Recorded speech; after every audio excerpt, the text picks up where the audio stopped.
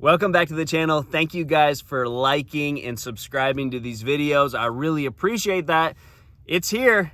Augmented reality goggles are going to be a thing in bass fishing, but this is not what this video is about. This is not what this video is about.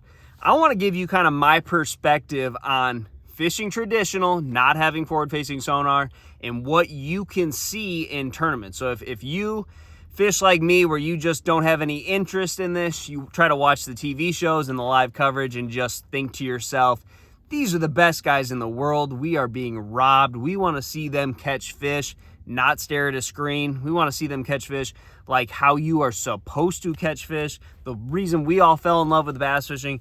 Then watch this video, because I really have changed my tone on traditional fishing methods competing against forward-facing sonar. And I'm going to explain to you why we're being robbed, because if you're watching the live coverage right now of Toledo Bend or Santee Cooper, those guys could be catching them not using it. That's just the truth. Unfortunately, I think those guys know if they want to win, or where most of the money is going to be won at, it's going to be using forward-facing sonar, because we're still in kind of a winter time pattern. There's a lot of fish that are just suspended out in deep water. But here's the deal. There is still a really strong shallow bite, and you're going to see some guys catch them that way and catch them good that way. Unfortunately, guys just aren't doing that. If there were more guys in the field that dedicated more time to fishing shallow, you would see some really awesome fish catches. So I kind of want to give you my perspective on how fishing traditional techniques has kind of become a little bit easier in the past 6 months to a year or so. So my last tournament, I had 18 pounds. It wasn't an amazing tournament. There were a lot of guys that caught 20 pounds. I finished 30th place. Not the greatest tournament ever, but I also didn't find the best area I've ever found. I really kind of just milked a little tiny area for what it was worth, caught 18 pounds. That was good for me on that given day. I think I might have been able to catch 22, somewhere else. That probably would have been as good as I could have done depending on what I had seen. My biggest fish I'd caught that week, 22 pounds, would have been really strong. And there were guys that caught 25, 26, 27 pounds using forward-facing sonar. So was I ever really able to win that tournament? That specific one, no. But that doesn't mean that there were a lot of guys that used forward-facing sonar all of practice, all of the tournament, and didn't cash a check. They came in with 15 pounds. So what is going to happen on your lake is probably similar to what's happening on my lake. You just have a bunch of people out in the abyss, fishing out, in the main creek channel or the main river channel, way away from the bank, way away from any type of structure, using forward-facing sonar. Now, those fish that they're catching out there, I think would be the ones that eventually would move to where I'm fishing.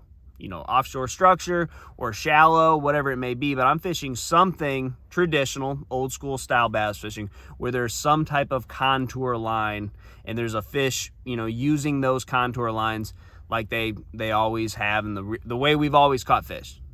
I don't really know how else to explain that, but so what they're doing is they're catching fish that we would be eventually catching fish in a couple weeks or months or whatever it may be, and for that reason, the fishing is not going to get a whole lot better. But you also have to realize that there is less people, less boats on those contour lines, the structure, the shallow areas that I've been fishing. So what I tend to see happen, I live on Gunnersville, high pressure, one of the highest pressured fishing lakes in the country. I may catch a fish on this spot. Okay, there's some fish here. Move over, maybe just 400 yards to another spot, be fishing around. A boat comes back to my spot where I caught one. They fish around, they leave. A boat comes in, fishes around, leaves. I like to really camp and stay in areas for an hour, 2 hours. In that hour, 2 hour time period, I can sometimes see 5, 6, 7 boats come in and fish that one spot. Now that is a good spot, obviously. It was a really good spot for the first 1, 2, 3 boats I got there. By the time we get to boat 7, 8, and 9, it's not a good spot anymore. It's one of those areas that leads you down the wrong path. It's one of those spots that is an illusion. Seems great, but by the time you get to it in the tournament, it's been fished out. Now, I think we're going to see less of that type of situation happen because we are now dividing the fishermen up more on the lake. You're going to see a lot of guys never go to that spot. They've been to Guntersville 100 times, and every time they go to Guntersville, they check that spot. Well, now they're not going to. They're going to be out in the abyss forward-facing sonar. So that is something to look forward to if you traditionally fish. But again, I don't think the fishing shallow or, any type of old school style is going to improve. How could it? More fish are being caught now than they ever have been. But I will say this, the same thing that's happening in those big tournaments rather, is that you just don't have people doing what me and you like to do. Therefore, who knows, what could happen. We've got a lot of that to ourselves. So it is really splitting the fishermen up in a positive way for people that like to fish traditionally. And that's all there is to say about that.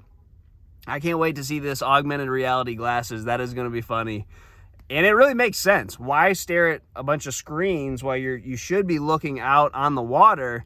And now you can. You put the big goggles on. As long as you don't have a sunglass sponsor, you can wear the big ski goggles, augmented reality, have the picture-in-picture of the forward-facing sonar and really be locked in. Not me. I'm not going to. But someone will, and they may all have it. It won't be the 3 or 4, 5, 6 screens. Now it'll just be the goggles. So thanks for watching, guys, and I'll see you on the water.